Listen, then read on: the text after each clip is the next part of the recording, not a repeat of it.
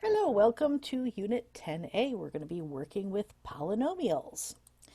Let's start with what the heck is a polynomial? Polynomials are funny little things. We've talked a little bit in previous chapters about monomials, so you've seen some of the building blocks of polynomials already. In this case here, we have a series of monomials and they're strung together. Each one of them is a term, or called a term of the polynomial. So this 5xy squared here, this is a monomial, but it is a term of a polynomial. And our terms are separated by operators, usually plus, minus. Those are our operators that separate out our individual terms.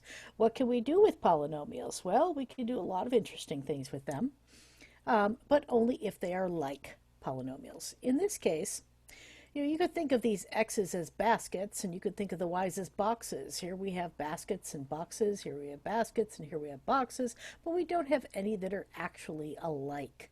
So in this case, this particular polynomial we really couldn't do much with.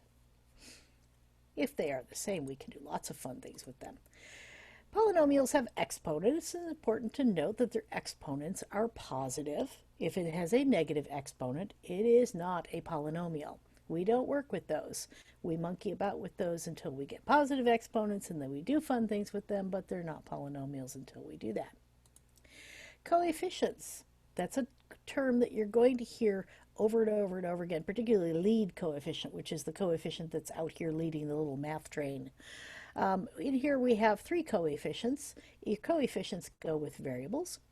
Why is our minus 3 not a coefficient? Well, because it doesn't have any variable with it. It doesn't have anybody to co with, so it's not a coefficient. So what are some things that we can do with polynomials? Let's talk about adding and subtracting polynomials. Here's an original polynomial problem, and this is the way that many math instructors will write them. They write them all in one line because it's very convenient to type them that way. It's not very convenient to work on them that way, though. One of the first things that I like to do when I'm adding polynomials is I like to rewrite the problem. If we rewrite the problem, we can put like terms together. Remember I said we couldn't do anything with those because they weren't the same. Here we have an x squared. Here we have an x squared. These are like terms, so we're going to stack them on top of each other, and now because they're the same things, we can work on them. Apples are apples, and over here we have our x's. Oranges are oranges, and we can work with those too. So our first term, 6x squared plus 3x minus 4, we simply wrote down. And our second term, you'll notice we kind of broke it out a little bit so that we can have our like terms in columns, and then we can simply work with each column separately. If I'm looking at the first column, 6x squared plus 1 more x squared gives me a total of 7x squareds. Over here, 3x plus nothing. Well, I still have the original 3x. Over here, negative 4 minus another 7 would put me at negative 11 if we were doing this on the number line. And also a negative and a negative subtracting is a negative, a larger negative. So our solution is 7x squareds plus 3x's minus 11. There's how we add polynomials. Let's talk a little bit now about subtracting polynomials.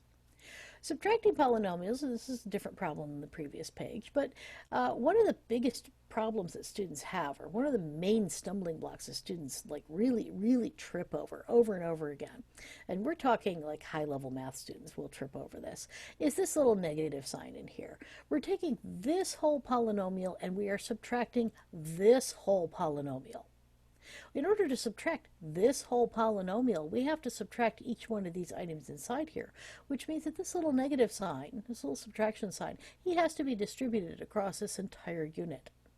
So if our original problem looks like this, what we're going to do is we're going to take this little minus sign, we'll change him to a plus, and then we'll change the sign of every item inside the parentheses to indicate that we are in fact subtracting those things, so that our positive 3x squared becomes a negative 3x squared. Our negative 2x becomes a positive 2x, and our positive 7 becomes a negative 7.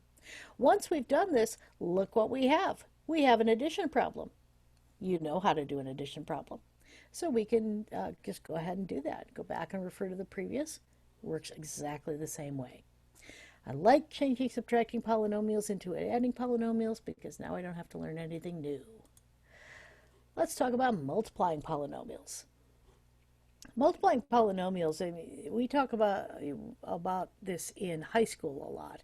Your instructor will call it foiling. Have you ever heard of foiling? Remember in your math class, FOIL, first, outs, or inner, last, which works great if you have two binomial terms. If you have two, like a 2x plus 7 and a 2x plus 6, and you want to multiply those together. But in college, we're frequently multiplying more complex polynomials. This one here has four terms. Foiling doesn't work with four terms. But what we're going to have to do is every single term in the first polynomial is going to have to be multiplied by every term in the second polynomial and vice versa. That's a lot of multiplying to keep track of. We have a real handy dandy tool to keep it simple and keep it organized. And we call this the table method. I know this is a lot, but let me break it down for you. In the first row here, you'll notice I've simply rewritten the first polynomial. X cubed plus 4x squared minus 2x plus 6. I've given each one its own column. In the first column over here, I have written the second polynomial, 2x plus 7. If that was a minus, there'd be a little negative in front of it, but there's not. It's a positive. So now once I have my top row and my first column filled out, now I can go ahead and simply multiply every one of these inside table positions.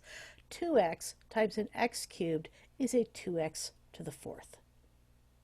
Over here, this guy, 4x squared times 2x, 4 times 2 is 8, x squared times x is x cubed. And so on and so forth. Negative 2x times positive 2x. That's going to be negative 4 in the front and x squared on the end, and so on and so forth. And we fill in every single one of these little spaces. What gets interesting, once we've filled out these spaces, you may notice those items that are on the diagonal, they are going to combine. So these two, and these two, and these two are all going to combine. So my final answer, 2x to the fourth. Here I have 7x cubed plus another 8x cubed for a total of 15x cubed. Here I have a 28x squared minus 4 gives me a total of 24. A negative 14 plus 12 gives me a negative 2x's, and a plain old plus 42 on the end. And this method will work no matter how many terms you have in your polynomial, and you can use it over and over and over again, regardless of the number of terms you have. And that's working with polynomials.